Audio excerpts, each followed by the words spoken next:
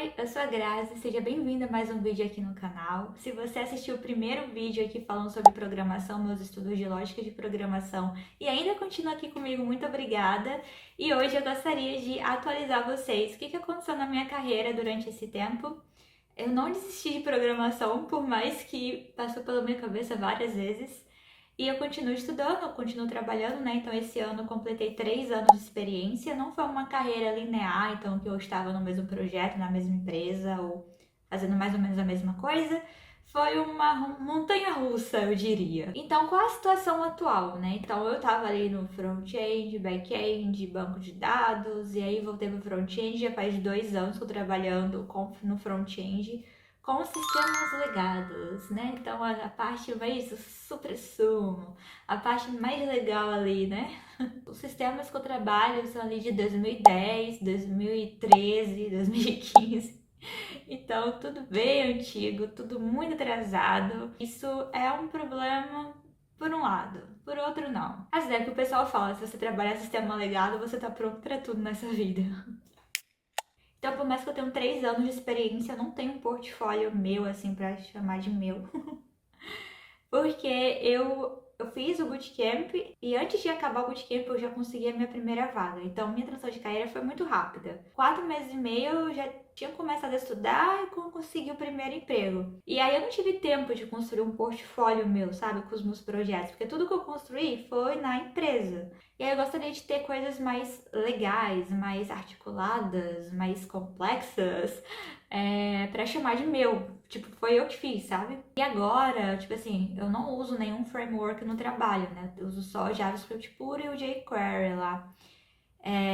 Então, eu sempre estudo por fora o Angular. E aí eu quero aprofundar os meus conhecimentos, chegar na parte mais ali do Angular mais avançado, a parte da reatividade com a RxJS e também agora as novas versões com Signals. Então seria bom conseguir aprofundar o meu conhecimento nessa parte, porque daí se eu conseguir manjar disso, eu vou conseguir passar numa entrevista mais de boa, né? Então, ano passado, lá em setembro, eu comecei a participar de algumas entrevistas. E o grande, né, pedra no sapato é o tal do Lead Code e a parte de live code, né? Eu participei de alguns live codes, alguns. Depois eu quero fazer um vídeo mais específico de como funciona aqui na Itália as entrevistas, porque eu não tô muito atualizada de como funciona no Brasil. Mas assim, desde setembro pra cá eu participei de algumas entrevistas e o feedback foi que precisava com alguém com mais experiência. E tá tudo bem também, porque eu não tô super desesperada para trocar de emprego, mas eu gostaria muito de ter uma oportunidade melhor, assim, sabe? Tanto para poder talvez negociar, de conseguir ser promovida dentro da empresa que eu tô, ou realmente trocar de empresa. Então, esse seria o objetivo que eu tenho, assim. Em relação a prazos, eu não tenho uma meta, por exemplo, eu sempre falo de você ter uma meta, uma data aqui no canal, mas no momento eu não tô com uma meta muito grande, porque eu tenho algumas outras prioridades pessoais que eu tô. Tipo, prefiro priorizar as outras coisas do que isso no momento.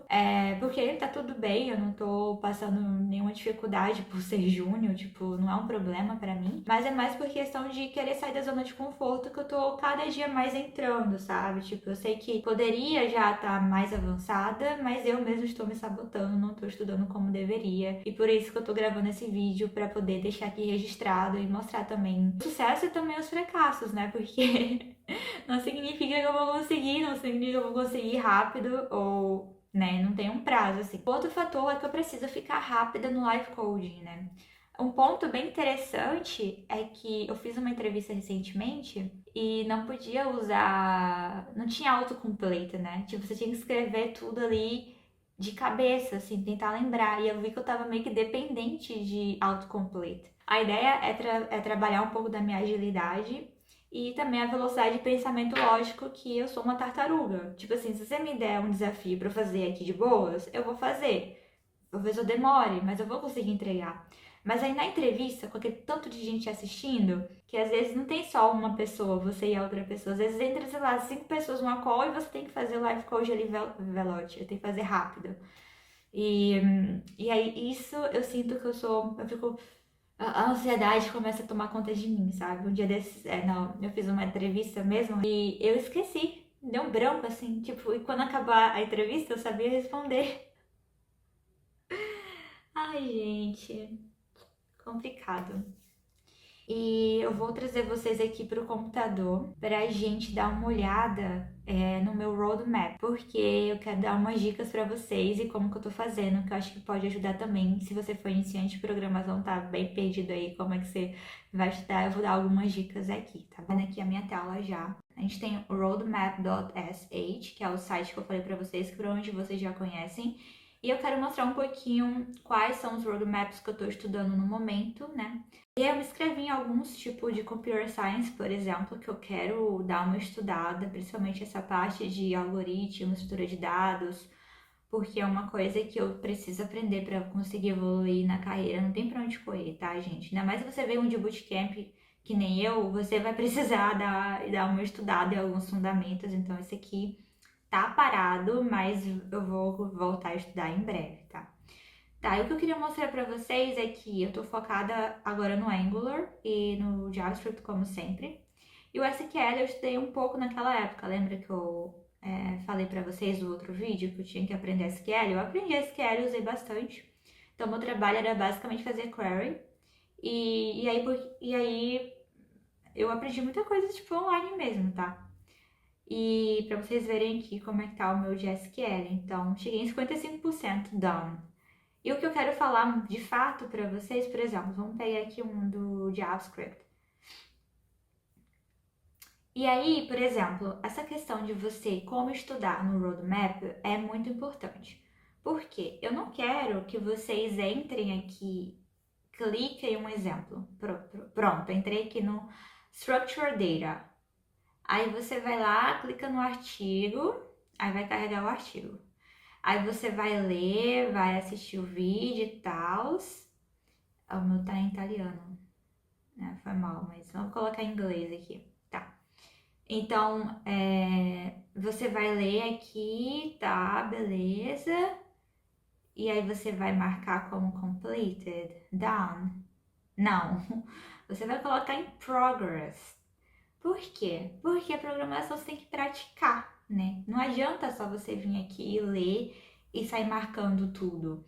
Então, como é que eu faço? Geralmente, eu só coloco done quando eu estudei aquilo ali, os links que eles colocaram, outros links. Então, eu estudei aquele assunto e aí depois que eu pratiquei de alguma forma, que geralmente eu escrevi conscientemente aquele código, aí eu coloco como done, entendeu?